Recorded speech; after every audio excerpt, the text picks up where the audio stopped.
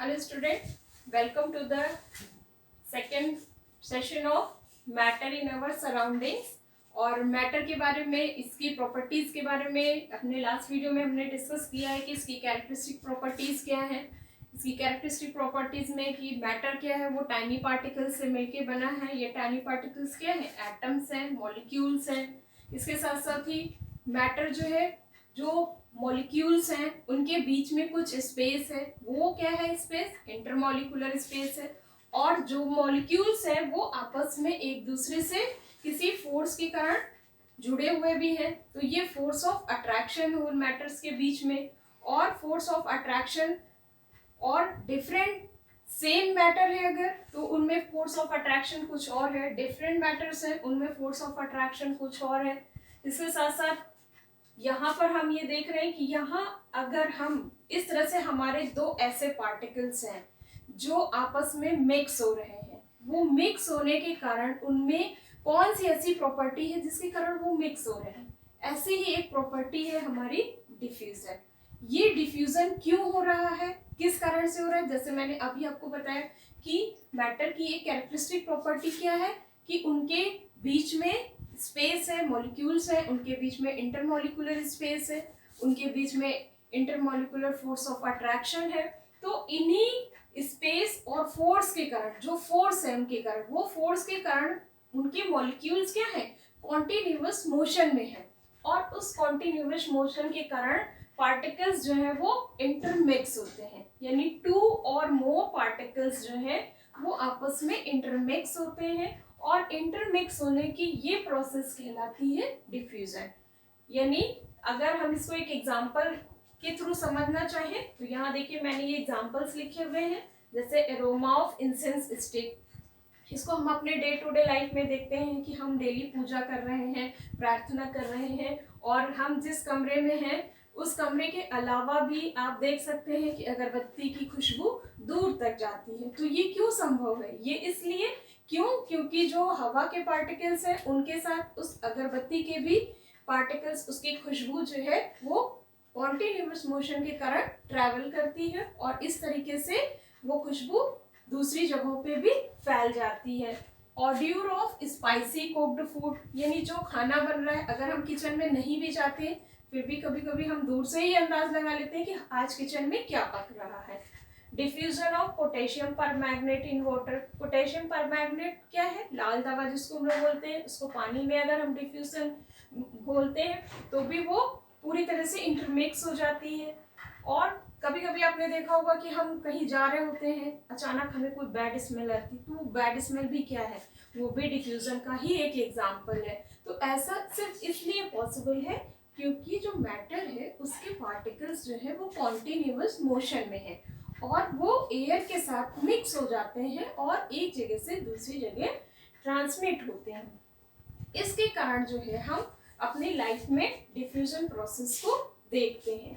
अब ये diffusion process जो है वो कैसे पॉसिबल होता है, कभी कभी तो टेम्परेचर है ये इसको अफेक्ट करता है,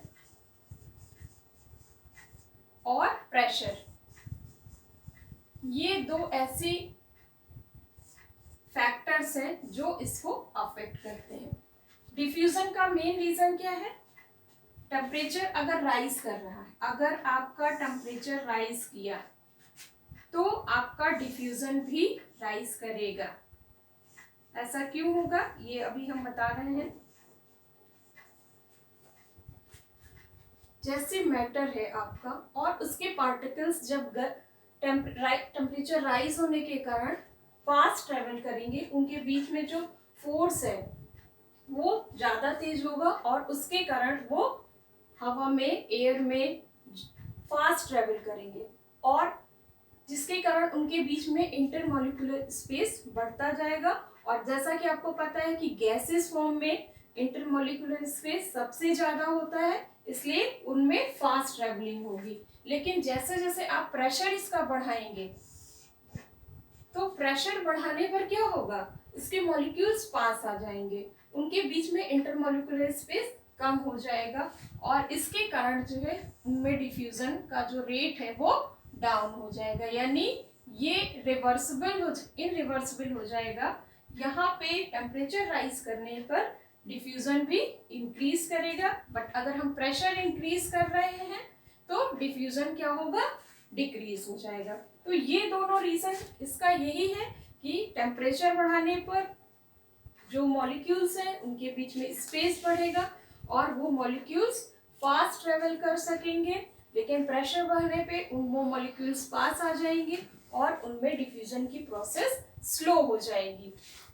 अब इसको हम इस तरीके से समझ सकते हैं कि डिफ्यूजन सबसे ज्यादा किन में है, मॉलिक्यूल्स सबसे ज्यादा स्पेस किन में है, मॉलिक्यूलर स्पेस, इंटरमॉलिक्यूलर स्पेस जो है वो सबसे ज्यादा किस में दिए हैं, गैस में। यानी डिफ्यूजन सबसे फास्ट किस में होगा, गैस में।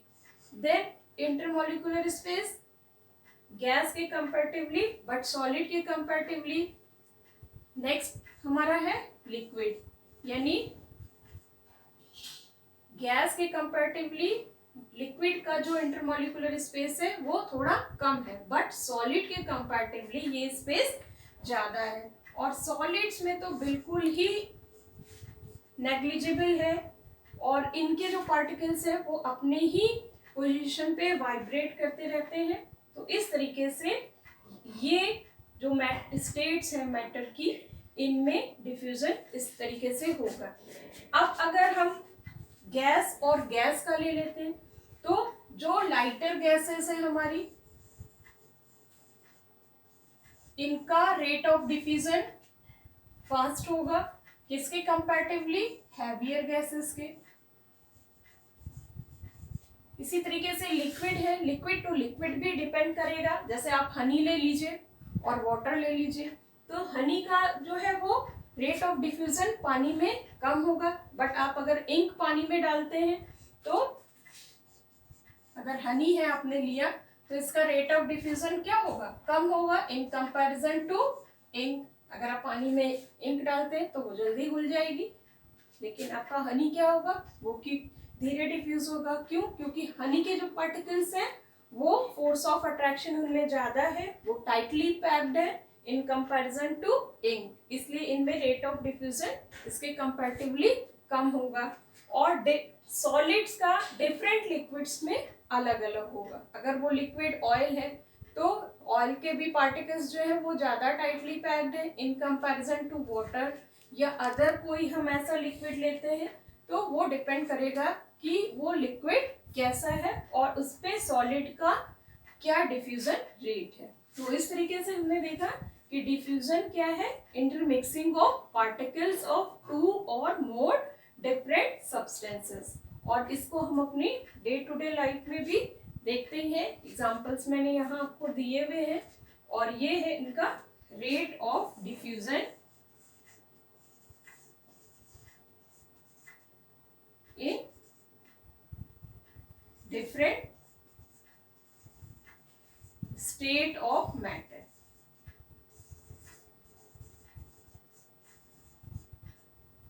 Okay.